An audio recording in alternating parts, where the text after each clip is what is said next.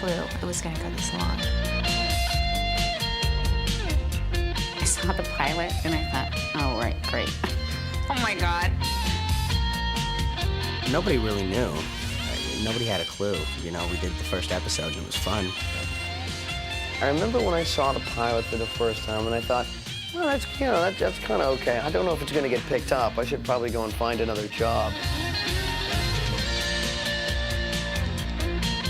It was a pretty unanimous consensus that I'd be looking for another job real soon. Well, it's okay because I can be a waitress.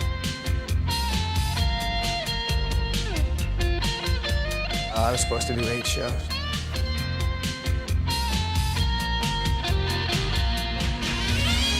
It was funny because when the show started, I was about to turn 17 and I was going to go off to college. And I remember when the show got picked up, I deferred a year thinking, oh, you know what, it's never going to go. Who makes teen dramas? You know, that's not going to last. No one wants to see that. And then it turned into weeks and months and months and years and years and years and years and years. And here we are. I'm obviously not going back to college, but who would have thunk it? Tonight, Beverly Hills 90210, The Final Goodbye.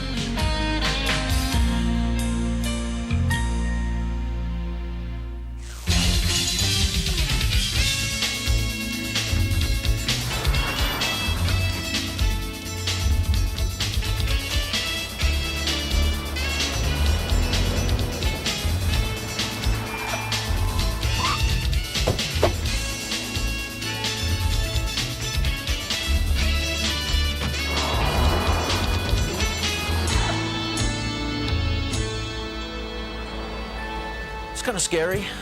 First time I'd been on a big sound stage. Here I was embarking on a show that would inevitably be globally successful. Kind of scary. You know, you make a pilot and you don't know whether it's actually going to get picked up, let alone do you think it's going to be a series that's going to run for 10 years. I just remember hoping that everyone liked me and that we all got along. You know her? Yeah, I know her. She's hot. She is the biggest bitch at West Beverly High. I had no idea what to expect, though. I had never done anything like this with a group of my peers this large, so I was very nervous, actually. And I remember seeing Luke because I knew him in New York and saying, oh man, hi, how you doing? And he said, oh, Gabrielle. And he said, man, I'm so nervous. And he said, you know, I hope this goes on. I was really nervous because I felt kind of apart from them, that I was kind of just thrust into this and they were kind of looking at me weird because of my dad. Girls, it's the nature of them to do this. They sort of form little cliques and clubs and they get mad at each other about little things back and forth. Oh, yeah, there was vicious cliques. Yeah. There are only so many red dresses you can have in one shot. I mean, come on. We were all pretty much the same age, or at least lying that we were the same age. And we spent a lot of time together. We were all very friendly right off the bat towards like my little sister, and that just sort of happened. Brian and I bonded instantly because we were the same age. Well, you know, okay, yeah, there are occasional groupings here and there, that's for sure. It was basically the girls against the boys. We had a torrid love affair, me and Jenny, for quite some time. It just ended, actually, because her boyfriend found out. Anyways, no, I'm kidding. We were all thrown in this together, no one knowing anybody really too well, and we all started to form relationships, you know, that grew into family, really. It was very hard for me and Brian because we were in a relationship when I started the shows. You owe me. What did you have in mind? I'll think of something. No, not the club, David. David! My first impression of Gabby was I remember meeting her just going, yeah. You're Andrea, perfect, absolutely perfect. And I remember Jason walking in. He was so late. And I was like, what are you doing being late? This is like Aaron spelling, and it says his house, and it says, I was like, oh my God. There's this guy named Priestley. I love him. He's Brandon. To me, he's just Brandon, you know.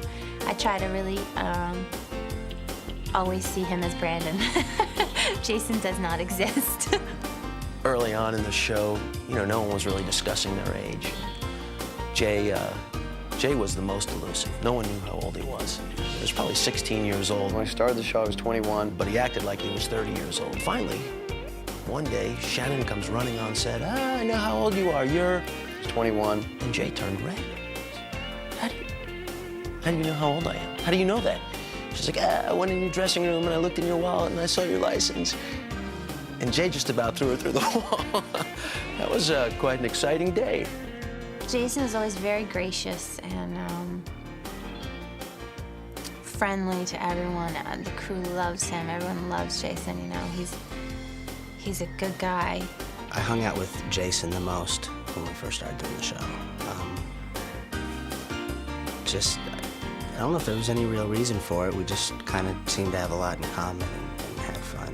And I love him forever. He, you know, I have a very special place in my heart for Jason. Thanks.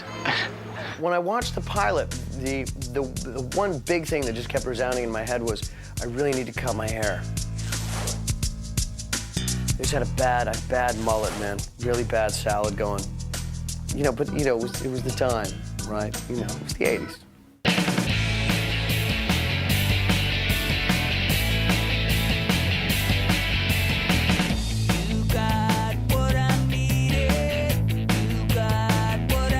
That's great. There's some more. I probably would have had a more consistent hairstyle over the years. You know, that classic, like, you know, hockey player haircut. And I would have cut out the blonde. It's not plastic surgery, it's a hair color. If you don't like it, you'll change it back.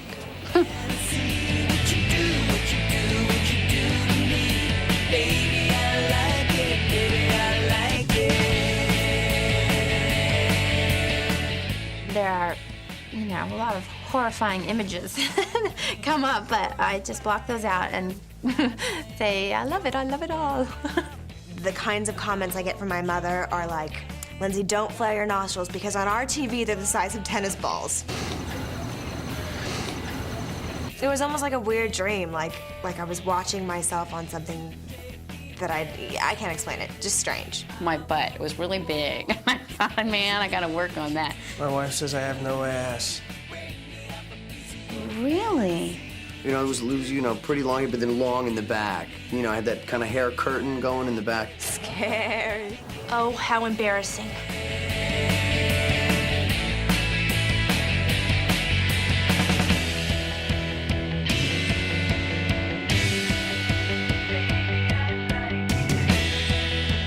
Yeah, you hate your voice, you hate your hair, everything. You just, you know, you can't believe that's really what you look and sound like, I think.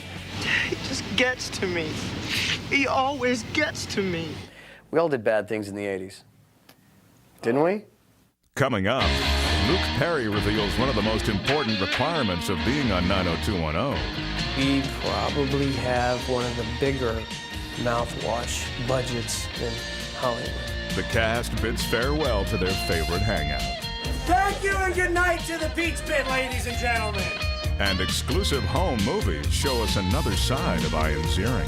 10 years, 90210. Don't I look good? Yeah. All when Beverly Hills 90210, The Final Goodbye returns.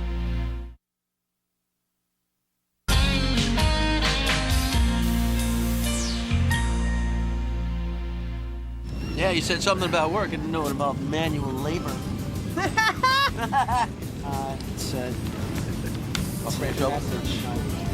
had such a crush on Brian when we first started. I just thought he was so cute, and I feel so proud to get to work with him. And to have that bond over the years has really helped endear, I think, our characters to each other. He was the most in love with the David and Donna storyline.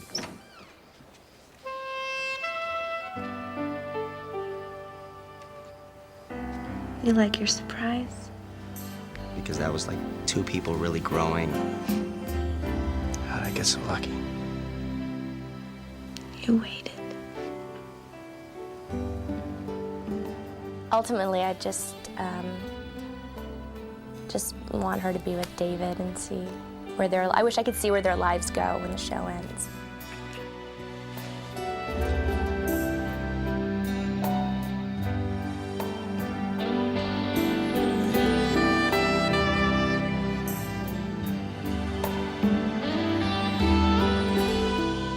funny, you know, in the nature of our program, there's, because we swap spit a lot, and we jump around on each other a good bit. Hygiene is a real issue. Can I make one teeny weeny suggestion? What? Brush your teeth. You really know how to kill a romantic moment, don't you?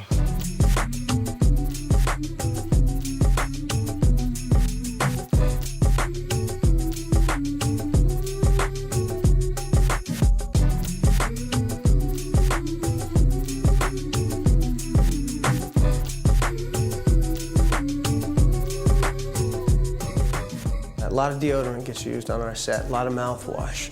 We probably have one of the bigger mouthwash budgets in Hollywood, I would guess.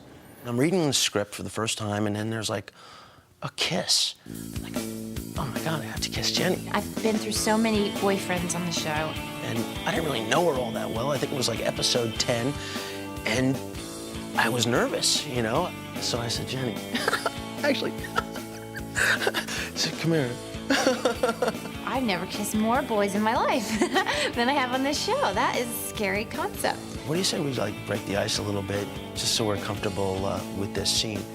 And she said, what do you mean? You want to run the lines? And I said, yeah, something like that. I've gotten more action on this show. And so I pulled her into the into the garage. I said, give me some sugar, baby. And I kissed her a couple times. And it was purely research. So I thought. I walked away feeling much more than research had been done. It's got my name on it. Is that you?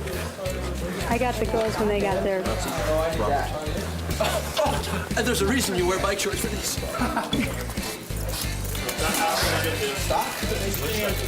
This is dirty. Oh my God, is it gonna crash? This is our sanctuary. When we come here, everything's okay, you know, and it feels better to come to work because you're surrounded by your friends and people that love you and support you. It's just really an amazing environment. Our initial audience was very broad. Parents were watching it with their children, their young children. Teenagers were watching it with their friends. College students were watching it with their friends. And over the 10 years, they've just kept watching it, and those people who've grown up now have children of their own that watch it. Now we have a whole new generation, people, young kids, like the 13-year-olds that missed us before watching FX now and catching up. I swear that's half the reason we're still on, is that parents started watching too. It's, you know, I know so many parents that are addicted to the show just like their kids are. You know, it's just this weird food chain that just kept going. I mean, I meet people now who are, 25. They started watching the show when they were 15. It was a big family show. I mean, everywhere, every time I went and did an appearance somewhere or talked to somebody else, and these people would stand in line for hours to get an autograph or something, and you'd get this daughter and her mother who was just as excited to be up at the front of the line as her daughter was. And I heard that 90% of the time, that the whole family would sit down and watch it. Well, I think the biggest thing that the show did was bring families back together on certain levels, because 90210 was definitely, I think, one of the first young shows that dealt with really serious issues.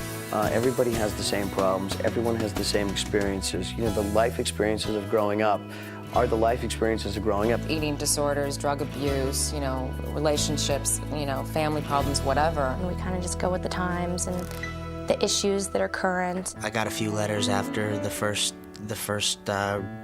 drug addiction storyline that my character went through, of somebody that said that basically watching me do it made them realize how ridiculous it was what they were doing, and they stopped.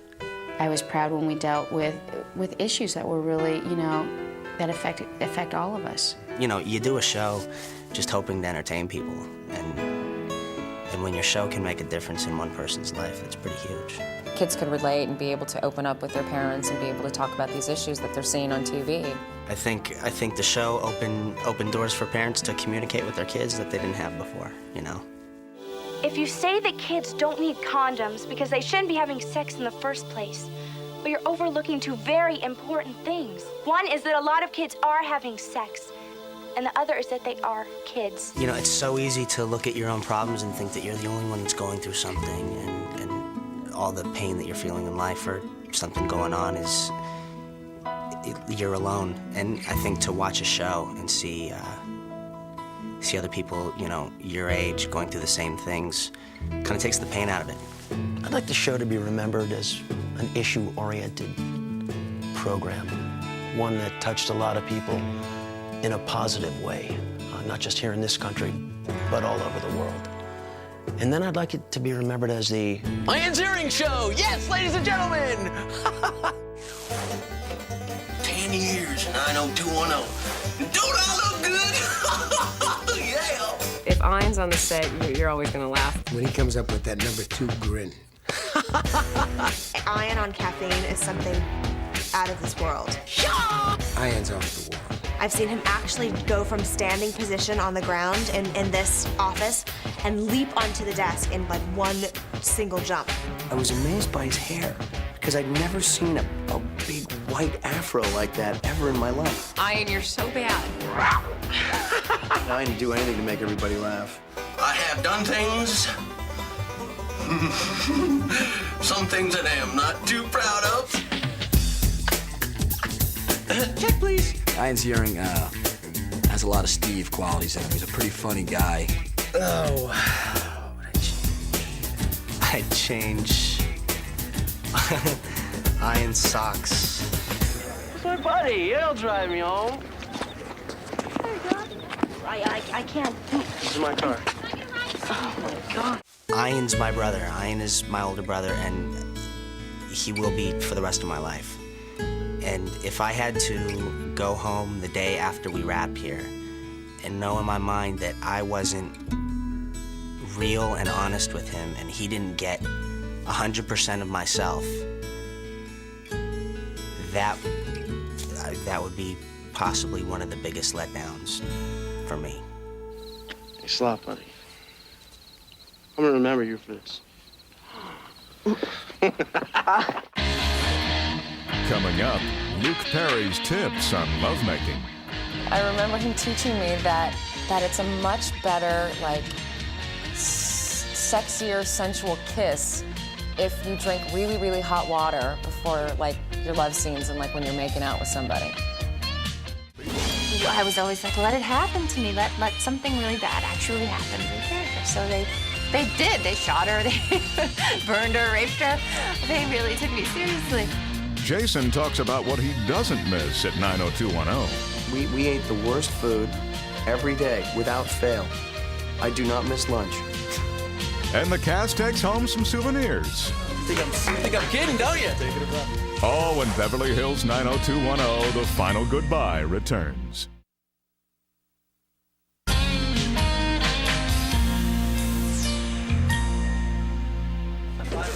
Make sure nobody knows. What's that? See any souvenirs you'd like here, Luke? Any souvenir? I'd like that Panavision camera over here. I'd like to take that home. No, that's gotta stay. There's a reason for that. So please.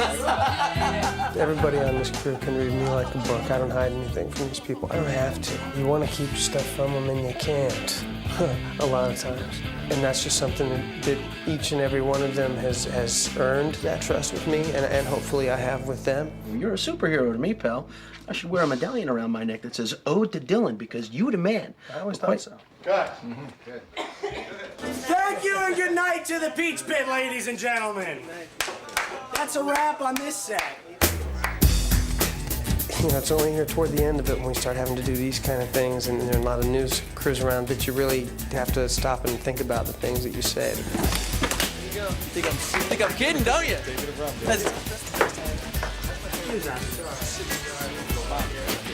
The rest of the time, it's pretty much a big free-for-all. They'll never know. Because it's very safe. Luke hasn't changed one bit. He is the same country bumpkin that he has always been. My first year with Luke I remember my very first love scene was with him. And I remember him taking his shirt off going, okay, that's not possible. He's thinner than I am. He's got a tinier waist than me. That's not right. Luke's really a hillbilly. I mean, he'll never admit it, but I know the true Luke.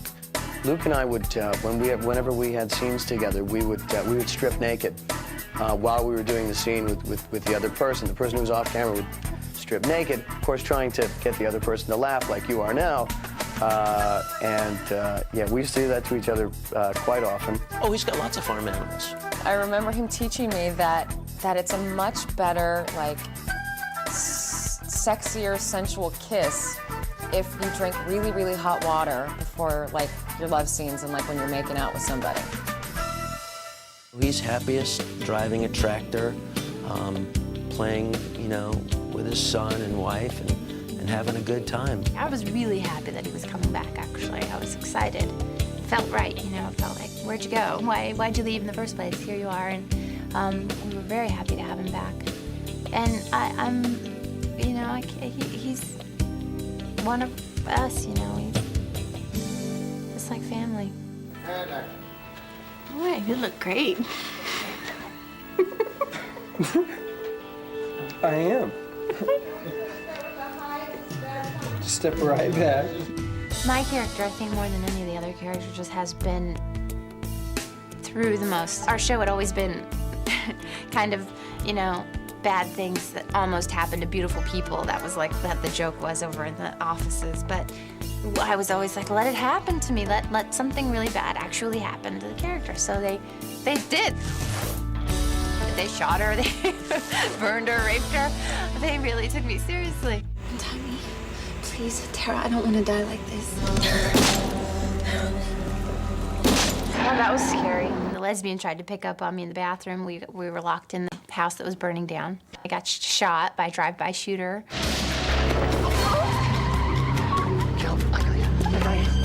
So many. It's just so many great memories. Jenny's she's complex and yet simple at the same time.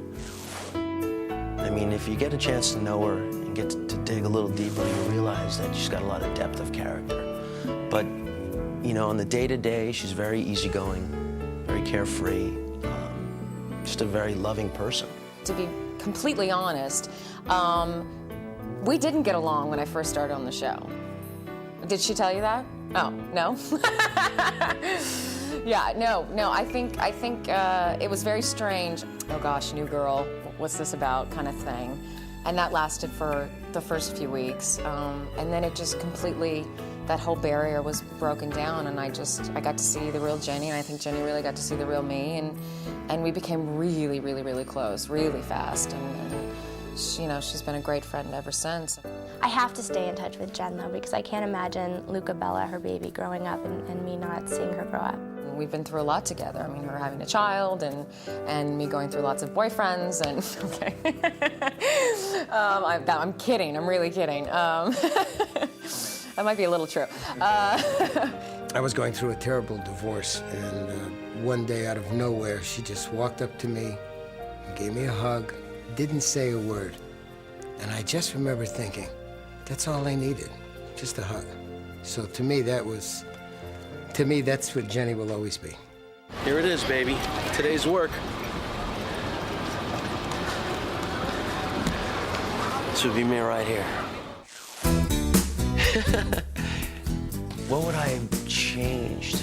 Well, tummy tuck, eye lift, pull the ears back a little bit, chin job, nose job, caps, you know, do it and all.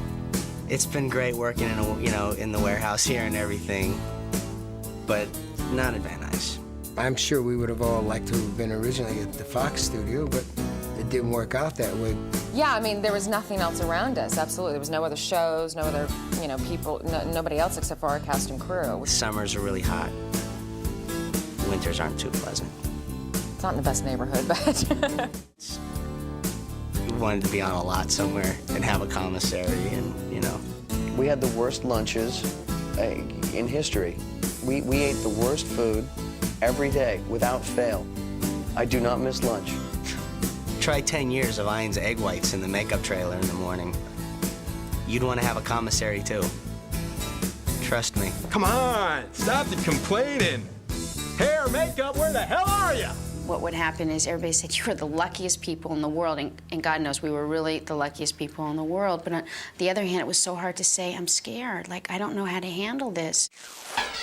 There were a lot of times where we just had, sit back over a beer and talk about what's happening to us, and, how we were all going to make sure we stayed grounded. This is like a lot going on. It's overwhelming. There's no book on this, and how do I handle it? One of us was going to throw the other person a lifeline if we saw something wrong. I just retreated to my house and, tried to calm my life down as much as I could, because things got a little frantic and frenetic for a while, and it wasn't anything that made me particularly comfortable. And everybody took it differently. Some people got very quiet and introverted. Some people were really out there and, exploring the limits and going for it. And then we'd come back, and the one place that things would balance out would be on stage, because that was the one place that we were all together. Coming up, we'll show you some exclusive behind-the-scenes home videos of the 90210 cast. I got some sideburns. Luke Perry reveals how difficult it is to leave 90210. For me, because I've done this before, and so I prepared myself for a lot of it. Second time around, hopefully it will be a little easier for me. And which of the 90210 cast members has changed the most in 10 years? All when Beverly Hills 90210, The Final Goodbye returns.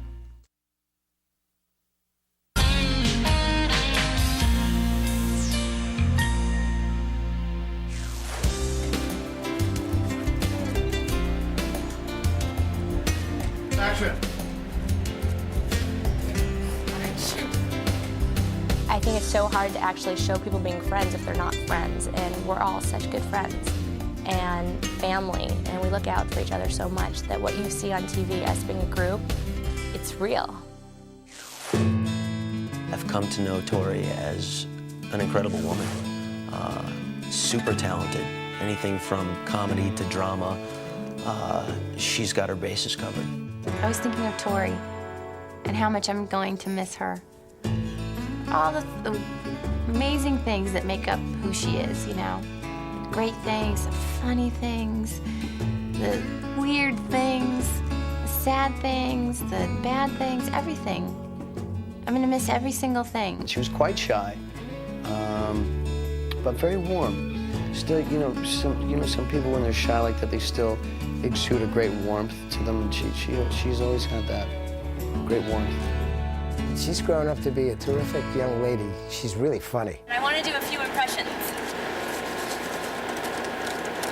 Whose shirt is this on? Waterman? Honey? She's a lot of fun. And she's really gotten some good style going. And I'm finally glad she got a hair color she likes. Sometimes success is not only being in the right place at the right time, but leaving at the right time. I know this last show for everybody else is kind of how I felt about a year and a half ago when I left. Never, ever look back.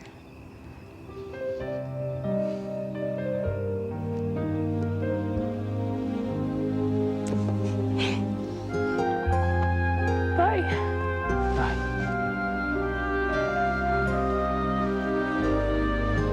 For me, because I've done this before, and so I prepared myself for a lot of it. Second time around, hopefully it will be a little easier for me. Take a really long vacation. That's the best thing. It's going to take a lot of courage for everybody. Not because they don't want to move on, but because you just don't know what's out there. It's an unknown. They're all adults in there, and they're all very intelligent people, and that they'll make their own decisions, and they'll be the right decisions for them. I have no regrets. Neither do I.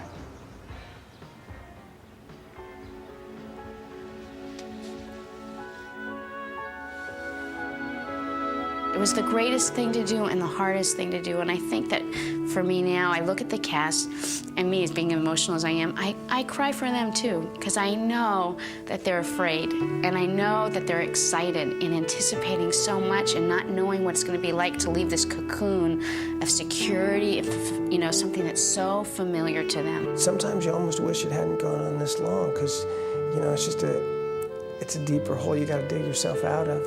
Coming back? Maybe. someday. Maybe not. You're in relationships a lot deeper than you thought, and you got to say goodbye to people, and you didn't realize the space that someone occupied in your life until you really stop and think, okay, well, they're not going to be there tomorrow. They're not going to be there next week. I mean, you can really start to get your mind around that. It's pretty sad.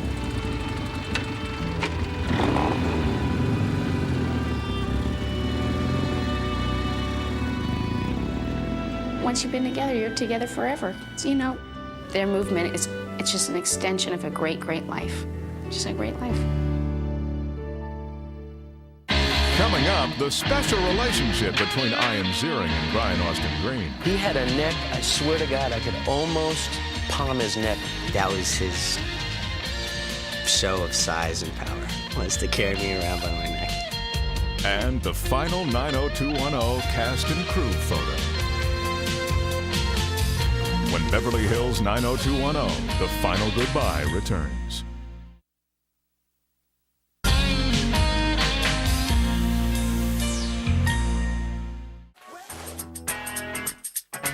Brian's the most different. I think we would all agree on that. He was shorter than me. Oh, Brian was so little when we started. He was like a little boy, and now he's like this big, handsome actor boy. He was small. He's not anymore, but he was small back then. And I remember him being small. And his voice was so high, it was higher than mine. But what's in a name? He had a neck, I swear to God, I could almost palm his neck when he started. Oh, little Brian. We used to call him Young Bri. Yeah, I was like 5'4" when we started doing the show, so he would pick me up by my neck. That was his show of size and power, was to carry me around by my neck. There's not much story to it. He did it every day. It was kind of a daily thing, you know? See him in the makeup trailer. Hey, Brian, Z, good morning. Pick me up, and hey, how you doing? With friends like Z, who needs enemies? Look, I got one!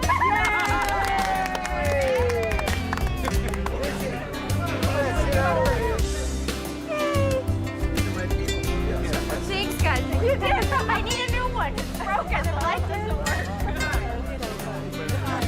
I've loved this crew. I've never loved a crew more. I mean, it's amazing.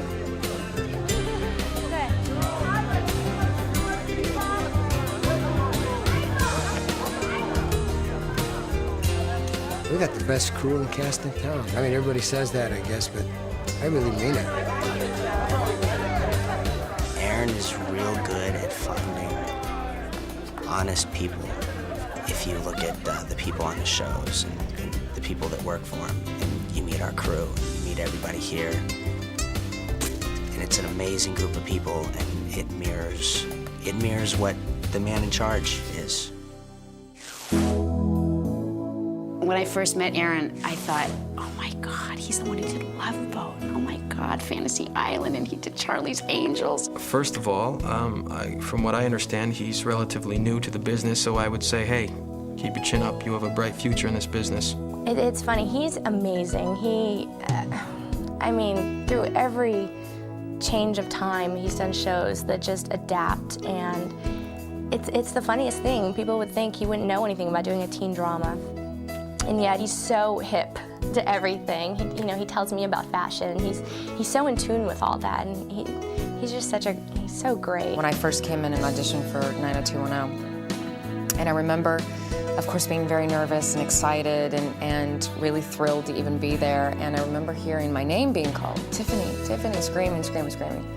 And I turn around and I look up in this window with all of the Fox executives and Aaron like sitting in the middle like God, you know, like he is the boss, saying with open arms, just welcome to the show. We're so excited. You've got the job. Aaron's been sort of like, a father figure in a way, like a father that I never see figure. Like he's just kind of there, like God somehow. I've talked about Aaron a million times and tried to speak in a million different ways, and it always comes around to the same thing. He's one of the most loyal men I've ever met. He's picked up the phone after the show had been on TV, at 10 o'clock at night. Ian, great job tonight. Really sold it for me. You're working hard, guy.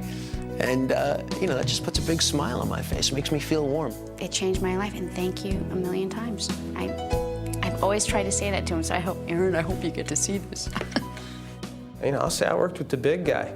When this is all over and done, and people are going to be remembering, the people of television, and he'll probably be at the top of the list, and I'll say, yeah, and that was a guy I started out with. Aaron was the greatest teacher I ever had. He taught me about television, and he taught me about producing, and he taught me about life, and he taught me about friendship, and he taught me about honor. And I love Aaron with all my heart, and I will love him until the day I die.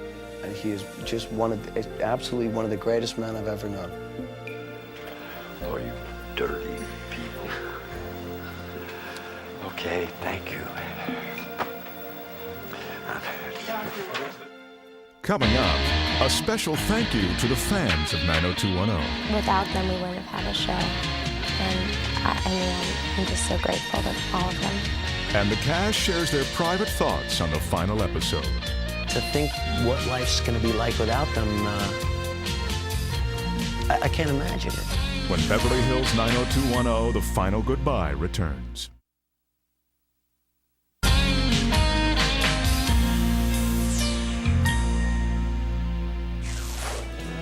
Folks, just wait. You're in the next shot. Everybody just wait. Here we go. Ready? And let's be working. Roll, please. Rolling. Okay, smile. Okay. That's the idea. Nice. We have great fans on our show. It's really very flattering when people approach you and they tell you, I was late to the prom because I didn't want to leave because your show was on. It was the last thing. My wife wouldn't go to the hospital. She was having a baby. She didn't want to leave till the show was over. We had to drive in the car watching a small TV. When we got there, she named the baby after you. We hear stories like that, crazy stuff. I have people come up and telling me all the time, you're such a great addition to the cast, and that feels so good because they've been doing this way before I was, and it's their show. I really believe that. People would send me gifts when I had my baby. They sent my baby gifts. How nice is that? Like knitting her things, they don't even know me. It's so nice. Without them, we wouldn't have had a show. And I'm just so grateful to all of them. Send a big kiss.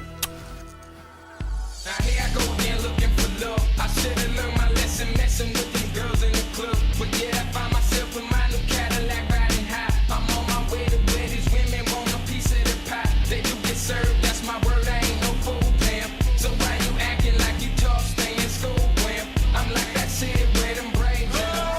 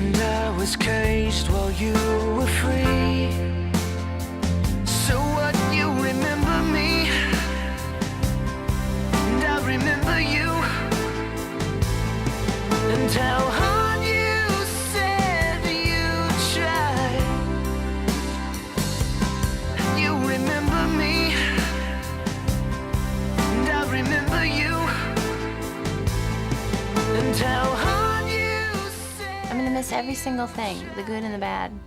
And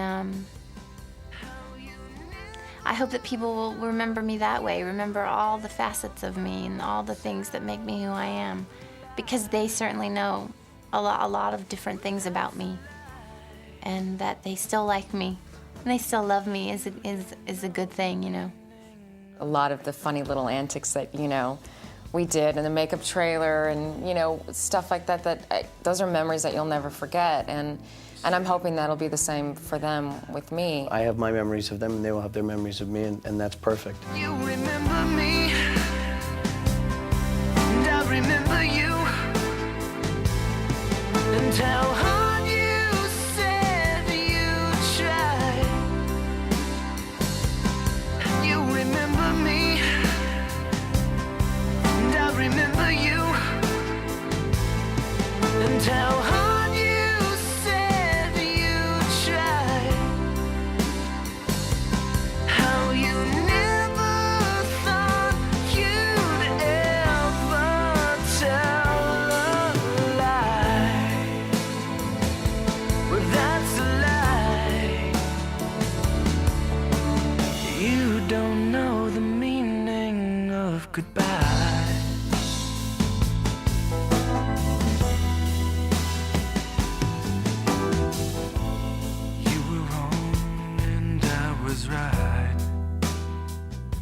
You know what, generally I want to be remembered as a real person. That's what I want people to know me for, that regardless, I put myself out and I was honest to people. And that carries over into everything. The thing that I would like people to remember is that I came in with a smile every day. I'd like to think that I'd still know them. You know, I'd like to think that we would still be in touch. I don't know how realistic that is, but I think it's pretty realistic. I will remember all these people as being a very significant part of my life. I hope that that's how I'm remembered to them. I'm so in the present right now. I'm so full and so nourished with my relationships with these people that I can't imagine thinking of them in a way away from this show. To think what life's going to be like without them, I can't imagine it. I don't want them to have to remember me because I want it to still be very much so in their lives. I don't want them to have to look back and be like, she was a great gal. I mean, I hope we're all still friends. Hopefully I'm the same guy going out as I was coming in. You know, we've gone through a lot of stuff and it's going to make you different in some way, but I think if you can basically hold on to the core of who you are, you're really doing okay. You remember me, and I remember you, and how hard you said you tried. You remember me, and I remember you,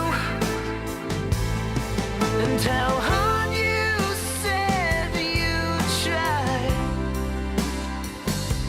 How you never thought you'd ever tell a lie. Well, that's a lie. You don't know the meaning of goodbye.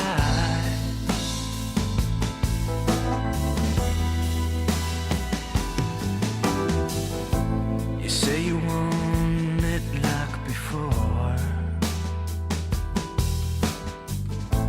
You thought about it, now you're sure.